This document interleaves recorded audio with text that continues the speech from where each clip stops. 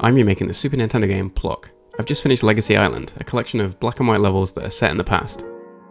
Full gameplay of these levels will be uploaded alongside this video.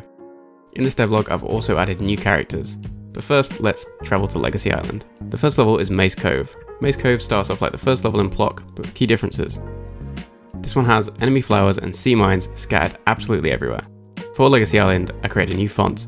This font is applied to all text, including the pause screen, scores and end of level text. Instead of end of level flags, Grandpappy Plok digs up dirt piles in search of an amulet, finding different items until he eventually finds it. For the digging animation, I snap the character in place, rotate them, and use the raising flag animation to simulate digging, along with dirt particles. After enough digging, the item is thrown out, and you are taken back to the world map. This level has a bone item. Fool's Gap. This level is a straightforward run to the end, featuring saw blades. I had to tweak the saw blade speed, as later levels have faster saw blades. The saw blades now show damage effects with various enemy interactions like logs, fish and sprouts. This level has a carrot to dig up. Zigzag. Zigzag has you go right, left and right again, encountering many skullfish. You can use a saw blade to easily get through the first group. The item for this level is a 1-ton weight. Sponge Rocks.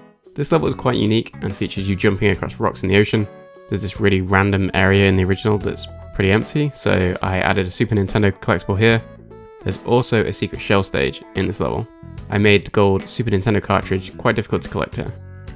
For those not in the loop, you can get a single grey Super Nintendo cartridge on each level, and a single gold Super Nintendo cartridge on each secret stage. The main stage has a shoe item. Interestingly, we had a big discussion about the shoe in the Discord. Join the Discord. Grandpappy claims it's his shoe, but we're running a theory that it's one of the Bobbin brothers' shoes, one of them with incredible Willem Dafoe drip. Shoes that I picked up in Mexico. Ooh, this is Fortnite. Shout out to Luno for making this incredible image. Swifty Peaks. Swifty Peaks requires using saw blades to jump over the ocean. To make it less easy, I reduced the saw blade speed so you have to time your jumps right in order to make it across the gaps. The item in this level is tree roots, which collapse a tree when pulled out. Log Trail. Log Trail involves you trailing logs for a good portion of the journey. Some logs spawn and travel in your direction. Take a risk to get ahead or hang back. The item in this level is a vase that unfortunately breaks on contact. Crouch Hill. Crouch Hill features a large downhill slide that Plok can use by crouching. You can gain speed or use a fast saw blade to shoot down the hill. You need to avoid spikes and you can take a lift up to get the Super Nintendo collectible. The level ends with you pulling up Rockefeller instead of an item. Bobbin Brothers. This level is tough in both the original and my version. You fight 3 Bobbin brothers, with the third brother for some reason being absent in the present. Let me know your theories as to why in the comments. I designed the third brother, making him green as he is in the Plok comics. Not that you can tell as it's black and white, but anyway. I nerfed the original brothers by reducing their hurt box and jump distance. I also buffed Plok by fixing a jump issue. This fix allows you to jump when you're being injured by the Bobbin brothers. Upon defeat, you finally dig up the amulet. For my cutscene, Plok stays in place and the chest opens up on contact with the ground.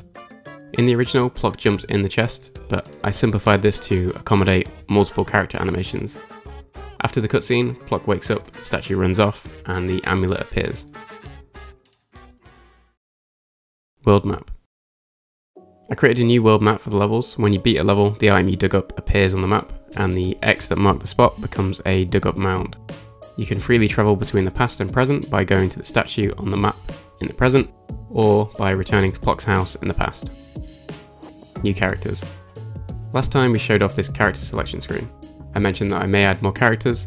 The method for unlocking new characters is collecting gold Super Nintendo cartridges and making it to the end of the secret level. 2 characters can currently be unlocked. When you beat the helicopter stage, you get a notification saying that a new character has been unlocked. This is Pen from the Plok comics. Pen was challenging to make as a new layer had to be added for hair. I wanted Pen to rock a fringe so the hair and head layers needed to line up when in motion. For Pen, I also wanted to test out whether I could swap out vehicle and power-up art.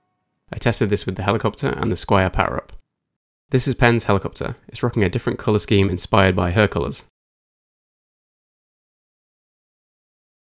The Squire power-up has a simple costume change, but I decided to leave the hair layer in, so it looks like Pen has a ponytail coming out the back of the hat.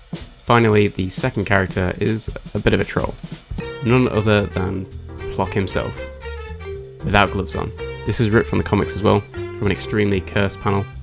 This Plok also has a strange somersault, it's got skin colours mixed in, and it's more desaturated, making it ever so slightly disturbing. Next time I will look at adding the ability Plok gets from the amulet and start on Acrylic Part 2. If you didn't see the video on my second channel, TomInbound Extra, it will feature these Gershwin enemies. As a reminder, full Legacy Island gameplay should release at the same time as this video.